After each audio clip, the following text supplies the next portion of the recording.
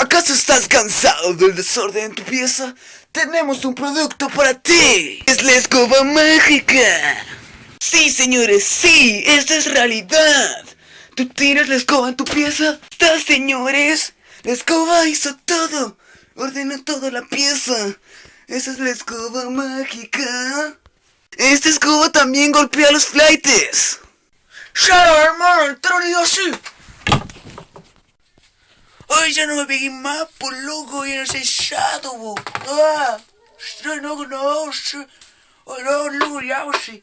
También golpea a las viejas que votaron por Bachelet y Matei. ¡Viva Bachelet, señores!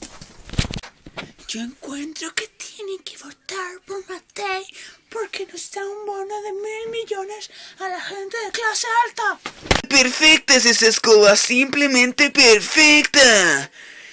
Y también te hace sentir momentos excitantes. Hola, Cotito, ¿quieres sentir algo por detrás? Y tenemos la entrevista de un cliente satisfecho sobre el producto. Sí, creo que es muy bueno el producto.